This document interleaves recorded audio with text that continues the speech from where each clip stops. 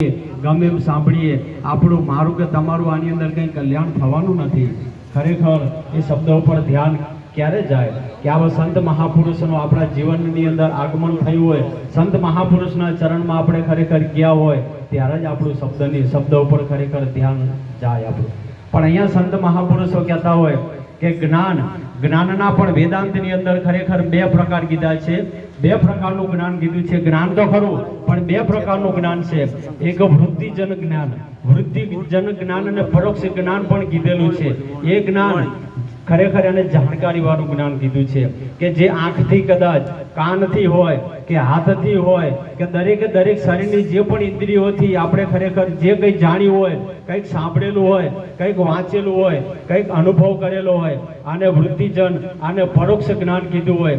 દાખલા તરીકે આપણે જોઈતારામ મહારાજને કદાચ જોયા નથી, બચુભાઈને કદાચ જેને પણ કદાચ જોયા નહીં હોય તો એમના પરિવારથી કદાચ જાણવા મળે આપણને કે ભાઈ બચુભાઈ આવા હતા, જોઈતારામ મહારાજ આવા હતા, આવું એમનું શરીર હતું, આવું એ ભજન સત્સંગ કરતા હતા, આવું એમનું જીવન ચરિત્ર હતું. કે ખરેખર જેને જોયા નથી, જેને કંઈ અનુભવ નથી, એમને ખરેખર સાંભળેલું છે. એ સાંભળવાથી એ ખરેખર એ અનુમાન બાંધી લે કે ખરેખર જોઈતારામ મહારાજ આવા જ હશે, બચુભાઈ આવા જ હશે, ડાયારામ મહારાજ આવા જ હશે. એ ખરેખર એને જાણકારી વાળું જ્ઞાન કીધું. પણ વેદાંતની અંદર કીધું કે જાણકારી વાળું જ્ઞાન એ તમને મુક્ત નહીં કરી આપે. જાણકારી વાળું જે જ્ઞાન છે એ તમને બંધનમાં નાખશે, એ ભ્રમણામાં નાખશે, એ તમારી વૃત્તિને જેટલી ભટકે છે વધારે તમને ભટકાવશે. તો કરવું શું? તો ખરેખર એના માટે અપરોક્ષ જ્ઞાન કીધું. સંત મહાપુરુષોએ એને અપરોક્ષ જ્ઞાન કીધું. અપરોક્ષ એટલે કે તમારું પોતાનું સ્વયંનું અનુભવનું જ્ઞાન, કે જેને જોઈતારામ મહારાજે પ્રગટ જોયેલા છે, એમનો અનુભવ લીધો છે. બચુભાઈને ખરેખર જેમ છે તેમ જોયેલા છે, ડાયરામ મહારાજને જેમ છે તેમ જોયેલા છે, અનુભવ એમના સાનિધ્યમાં લીધેલો છે. આને ખરેખર અપરોક્ષ જ્ઞાન કીધું. પોતે પોતાનો અનુભવ. તો ખરેખર જગતની અંદર ખરેખર પરોક્ષ જ્ઞાનની અંદર જ આખું જગત ભૂલેલું છે. કે જેમ હમણાં આગળ મહાપુરુષે વાત કરી કે રામચંદ્ર ભગવાનનું આખું આપણે કદાચ જીવન ચરિત્ર સાંભળીએ તો એ રામચંદ્ર ભગવાનનું જે જીવન ચરિત્ર સાંભળેલું એમના ઉપરથી આપણે અનુમાન બાંધીએ કે રામચંદ્ર ભગવાન આવા હતા. પણ એ અંદર ભીતરની અંદર જે તત્વ કોણ હતું એ ખરેખર તત્વની ખબર ના પડે.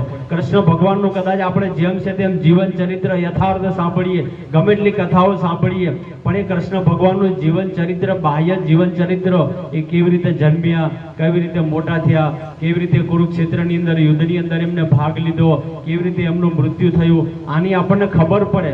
પણ આ જ્ઞાન કેવું? આ જ્ઞાન પરોક્ષ જ્ઞાન છે. પણ સંત મહાપુરુષો કહેતા હોય કે પરોક્ષ જ્ઞાન ખરેખર એ પરોક્ષ જ્ઞાન બહારનું છે.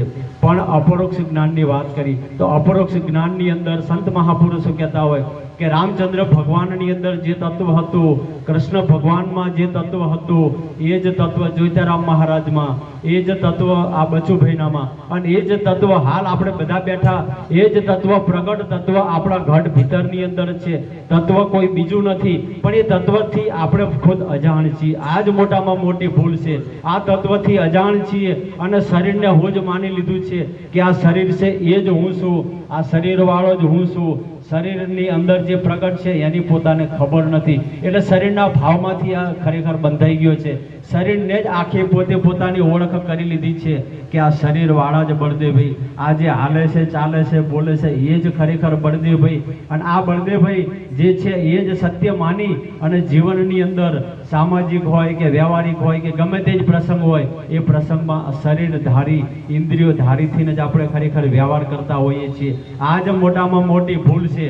કારણ કે જ્યાં સુધી તમે પોતે પોતાને નહીં ઓળખીએ ત્યાં સુધી ખરેખર અંદર જે ઘટ ભીતર છે, આ વ્યાપક જે તત્વ છે, એ ખરેખર તત્વને ઓળખવું બહુ દુષ્કર છે.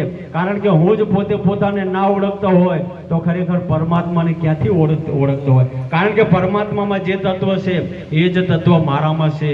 તો પહેલા સર્વપ્રથમ સંત મહાપુરુષો કહેતા હોય કે ભગવાનને ઓળખવાની તારે જરૂર નથી. ભગવાનને ઓળખવા માટે તું મહેનત ના કરીશ. કારણ કે કબીર સાહેબે કીધું કે કહા સે આયા કહા જાયગા, ખોજ તું અગલે ઘર કી આ સદગુરુ મિલે તો શાન બતાવે ખોલ દેવે અંતર ખટકી કારણ કે તારા ઘટ ભીતરની અંદર જે તત્વ છે એ તત્વને તું જેમ છે તેમ યથાર્થ સ્વરૂપે તું ઓળખી લે જો આને ખરેખર તું ઓળખી લઈશ તો વ્યાપકની અંદર જે તત્વ છે એ જ તત્વ છે બીજું કોઈ છે નહીં એની તને આપમેળે તને ખબર પડી જશે કે જેમ આખા સાગરની અંદર એક ટીપો કદાચ આપણે જીભ ઉપર મૂકીએ તો ખબર પડે કે ખરેખર સાગરનું પાણી ખારું છે એમ આખા સમુદ્રની ખબર પડી જાય એક બુંદથી કદાચ જો આપણને ખબર પડી જાય આખા સાગરની ખબર પડી જતી હોય તો આ શરીરરૂપી પણ એક ખરેખર બુંદ છે તો આ બુંદની અંદર જે પ્રગટ તત્વની ખરેખર ખબર પડી જાય તો આખા જગતની અંદર અત્ર તત્ર ઉપર નીચે ચારે બાજુ જે પણ તત્વ વ્યાપ છે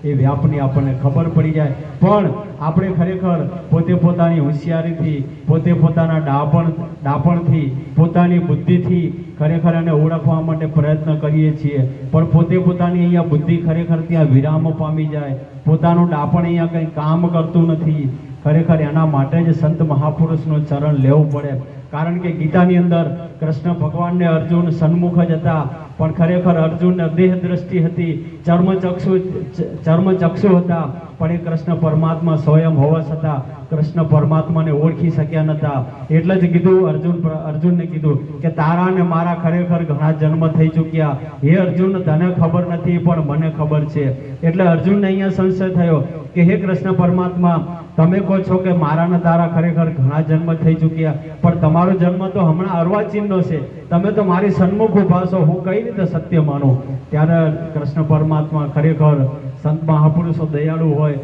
કૃષ્ણ પરમાત્મા મરક હસીને કહેતા હોય કે હે અર્જુન તું જોઈ રહ્યો છું એ ખરેખર ચક્ષુથી દેહના જે ચામડાની આંખોથી ખરેખર જોઈ રહ્યો છું તો એ જ દશા મારી અને તમારી છે કે જ્યાં સુધી સંત મહાપુરુષના ચરણમાં ગયા નથી ત્યાં સુધી ખરેખર ચક્ષુથી જ આપણે જગતને જોઈ રહ્યા છીએ એમ અર્જુન પણ ચક્ષુથી જ અર્જુનને કૃષ્ણ પરમાત્માને જોતો હતો એટલે આ વાત સમજાતી નથી અને આ વાત જેમ છે તેમ સમજાવવા માટે કૃષ્ણ ભગવાનને અર્જુનને ચોથા અધ્યાયમાં 34માં ખરેખર સંકેત કર્યો છે ઈશારો કર્યો છે અને એ જ ઈશારો આ સંત મહાપુરુષો કહેતા હોય કે હે અર્જુન આ તારે તત્વ કદાચ જાણવું હોય તો કોઈ તત્વદર્શી પુરુષ જોડે દંડવત પ્રણામ કરી નિષ્કપટથી સરળ ભાવથી વિવેકથી પ્રશ્ન પૂછી અને આનો તો ખુલાસો કરી લે તો જ તને આ ખબર પડશે કે આ તત્વ ખરેખર શું છે તો ખરેખર સંત મહાપુરુષના ચરણમાં જઈએ તો જ આ તત્વની ખરેખર ખબર પડે એમને એમ ખરેખર ખબર પડતી નથી અને જે સંત મહાપુરુષના ચરણમાં ગયા છે એમને ખરેખર કોટી વાર વંદન અને જે ખરેખર સંત મહાપુરુષોના ચરણમાં નથી ગયા એમને ખરેખર આ સોનેરી અવસર છે આ સોનેરી અવસર વારે હાથમાં આવ્યો નથી આની કદાચ આ અવસર છૂટી ગયા પછી કોઈ ખરેખર ખબર નથી કે આ અવસર ફરીથી પ્રાપ્ત થાય કે ના થાય એટલે આ અવસર આપણા હાથમાંથી ના જાય એટલે આ અવસરનો લાભ લઈ અને સંત મહાપુરુષના ચરણમાં જવું આટલું બોલી મારી વાણીને વિરામ આપું બોલો સદગુરુ મહારાજ કી જય.